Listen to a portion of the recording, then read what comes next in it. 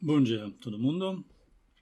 Vamos prosseguir para comentários sobre a aula 15, que vai tratar sobre os momentos das variáveis aleatórias e a função geradora desses momentos. Então, os momentos. A gente, na verdade, já conhece dois momentos, quer dizer, umas características numéricas de uma distribuição de uma variável aleatória que permitem caracterizar o comportamento dessa variável aleatória sem saber o inteiro de distribuição dela. Isso é o valor esperado e o desvio padrão, ou a variância. Mas esses são somente dois de muitos momentos que toda variável tem. Na verdade, é um número infinito. Então, vamos introduzir a definição deles. Nessa aula, a gente vai continuar falando das variáveis aleatórias, no mesmo espaço de probabilidade, de tripla. Então, para os dados K inteiro, número natural, e B, número real, a grandeza, valor esperado do x menos b elevado à potência k, se chama de késimo momento em torno do ponto B, caso essa grandeza existir, quer dizer, se ela é finita. Considere alguns casos específicos. Para certos valores de k e b, nós podemos considerar um tal momento central, quando o ponto em qual a gente está calculando o momento é o valor esperado. Também falam de momento absoluto, quando o ponto é b igual a zero, mas a gente calcula o valor esperado do módulo, de potência de módulo. Caso b igual a zero e k igual a 1, temos o nosso valor esperado, como eu prometi. Quando b é igual a 1000 e k igual a 2, então temos a variância. Em outras palavras, a variância é o segundo momento central da variável aleatória, ou da distribuição.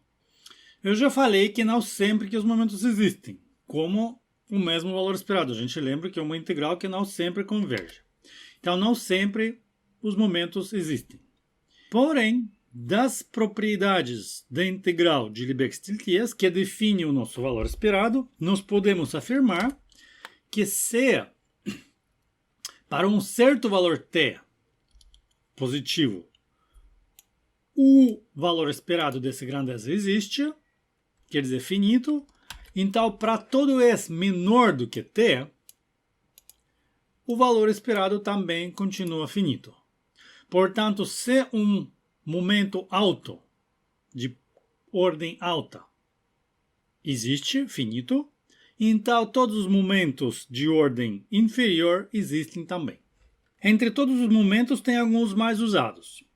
E o terceiro, que se chama de coeficiente de assimetria, e que trata justamente da assimetria da curva da nossa distribuição. Então, para uma variável aleatória com valor esperado finito e desvio padrão sigma, o coeficiente de assimetria é definido como uma razão entre o terceiro momento central e o cubo do desvio padrão. E esse coeficiente fala justamente da simetria da nossa curva. Nós falamos que a variável aleatória é assimétrica à esquerda se o nosso alfa3 é negativo. Se ele é positivo, então a variável aleatória é assimétrica à direita. O outro coeficiente, momento, bastante usado é coeficiente de Kurtosi. Ele fala do pico. A definição dele é o quarto momento central dividido por, agora, quarta potência do desvio padrão, ou segunda potência de variância. O ponto de referência para esse coeficiente de Kurtosi é a distribuição normal. Ela tem alfa4 igual a 3. Portanto, a gente sempre pode comparar as outras distribuições com a normal. Quando alfa4 é maior do que 3, a distribuição tem o pico mais afinado, mais forte no valor esperado do que a distribuição normal. Quanto de outro lado, alfa 4 coeficiente de kurtose é menor do que 3, então o pico da nossa distribuição é mais achatado do que o pico da distribuição normal com coeficiente 0,1. O número dos momentos é infinito, como siga de definição deles. Porém, existe um método de obter todos eles de um objeto só. Esse objeto é a função geradora dos momentos. Ela se define para uma variável aleatória, no mesmo espaço de probabilidade, da seguinte forma. Ela é o valor esperado de exponencial da nossa variável aleatória multiplicado por um certo parâmetro t.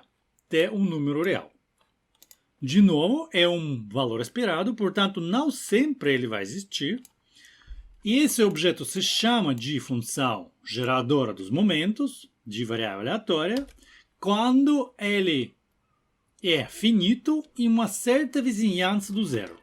Quer dizer, existe um t0 que define a vizinhança do zero, t0 positivo, tal que nessa vizinhança a nossa função, como função de t, é finita.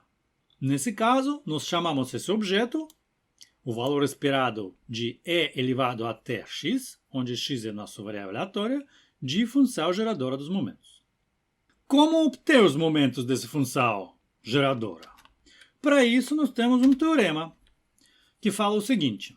Se a nossa variável aleatória tem uma certa função geradora dos momentos, que existe numa vizinhança, como é definido, então nós podemos dizer que para todo n natural, quer dizer inteiro positivo, primeiramente, o valor esperado da enésima potência da nossa variável aleatória existe, quer dizer, é finito, e segundo, que esse momento, enésimo momento da nossa variável aleatória é dado pela derivada, enésima derivada da função geradora calculada no ponto zero, calculado para t igual a zero.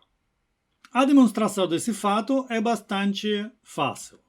Basta aplicar a operação de calcular o valor esperado a uma expansão de função exponencial. Uma série para a função exponencial, a gente lembra, é todas as potências do argumento dividido por fatorial da potência. Então, se nós aplicamos a operação de calcular o valor esperado do lado esquerdo e do todo o termo de lado direito, o valor esperado é operação linear, então o valor esperado do inteiro do lado direito é a soma dos valores esperados de todos os termos.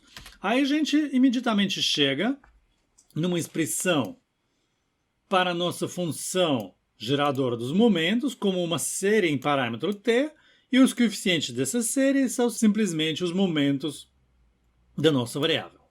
O papel importante da função geradora dos momentos é que ela é um jeito alternativo de descrever a nossa variável aleatória.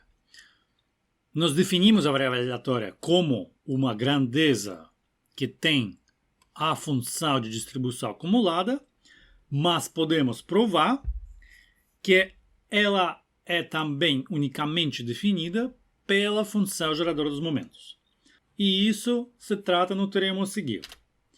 Se nós temos duas variáveis aleatórias no nosso espaço de probabilidade, com duas funções geradoras dos momentos, existentes na mesma vizinhança do zero, então, se nessa vizinhança do zero as duas funções são iguais, então as distribuições acumuladas das duas variáveis aleatórias também são iguais. Quer dizer, as variáveis aleatórias, como objetos no espaço de probabilidade, são iguais. Em outras palavras, de novo, nós vemos que nós podemos descrever unicamente a nossa variável aleatória tanto pela função de distribuição acumulada quanto pela função geradora dos momentos. Por exemplo, se nós tomamos duas variáveis aleatórias, pode acontecer que elas têm o mesmo valor esperado e a mesma variância, numericamente. Porém, elas podem ter ainda as distribuições completamente diferentes. Mas, se nós temos duas variáveis aleatórias que têm a mesma função de distribuição acumulada, essas variáveis aleatórias são iguais. Da mesma forma, se duas variáveis aleatórias têm a função geradora dos momentos igual, aí essas variáveis aleatórias também são iguais. A gente não vai provar esse teorema no nosso curso. Como a função geradora dos momentos define completamente nossas variáveis, nossa variável, portanto, a independência das variáveis também pode ser formulada em termos de função geradora dos momentos. Vamos considerar n variáveis aleatórias no espaço de probabilidade como uma função geradora conjunta. Quer dizer, ela vai depender de n parâmetros para n variáveis aleatórias. Você pode dizer também que é uma função geradora conjunto para os componentes de um vetor aleatório. Nesse caso, as variáveis aleatórias, os componentes desse vetor n-dimensional, são independentes se e somente se a nossa função geradora conjunta fatoriza em funções conjuntas individuais. Quer dizer que a função de n argumentos pode ser escrita como produto de n fatores, cada um dependendo do seu argumento. Em outras palavras, você pode dizer que um vetor aleatório tendo componentes independentes é equivalente dizer que a função geradora dos momentos desse vetor aleatório se fatoriza em n termos. Vamos demonstrar essa afirmação. Vamos começar com a implicação de esquerda para direita. Se as nossas variáveis aleatórias então são independentes, assim são as funções dessas variáveis aleatórias. Por exemplo, y, que é o exponencial do nosso x. Portanto, a gente pode escrever, pela definição da função geradora dos momentos do vetor aleatório x, ou do conjunto das variáveis aleatórias x e y, como o valor esperado de exponencial. Em sua vez, exponencial da soma é o produto dos exponenciais, e o valor esperado do produto das variáveis aleatórias independentes pode ser escrito como o produto dos valores esperados das variáveis aleatórias individuais, pela independência das variáveis aleatórias. Continuando esse raciocínio, nós podemos reescrever isso agora com o produto dos fatores, cada um dos quais depende da sua variável.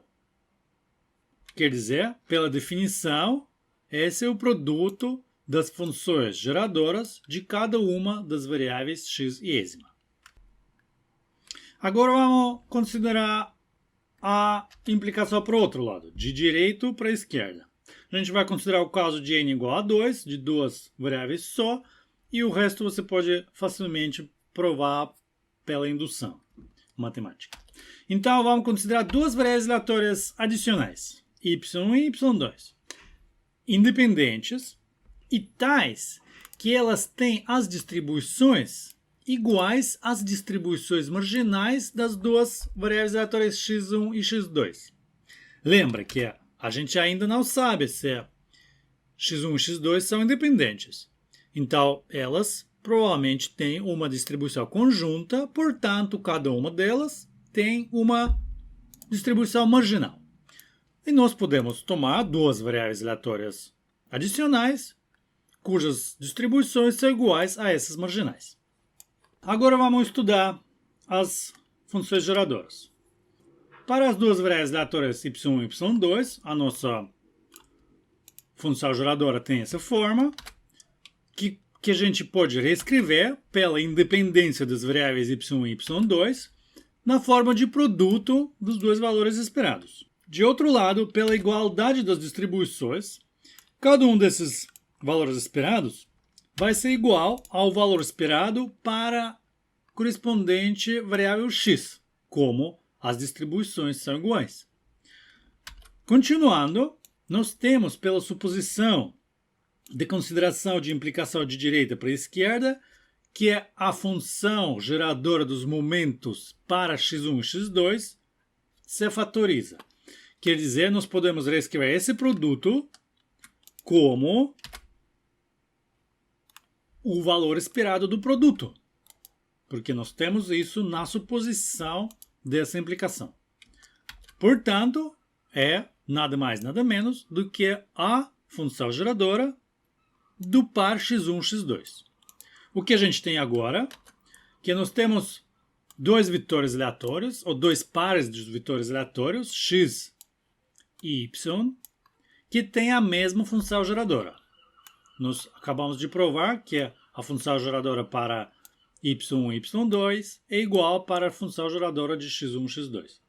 Então, as funções geradoras são iguais e nós acabamos de ter um teorema que afirma que as variáveis aleatórias, tendo a mesma função geradora, têm também a mesma distribuição. O que isso quer dizer? Que x1 e x2 são independentes, igualmente são independentes as variáveis y1 e y2. Portanto, nós acabamos de provar o nosso teorema.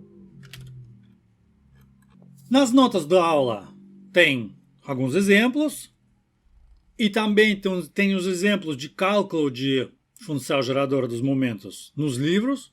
Por favor, estudem os cálculos das funções geradoras para as variáveis ou distribuições mais comuns. Obrigado e nos vemos na próxima.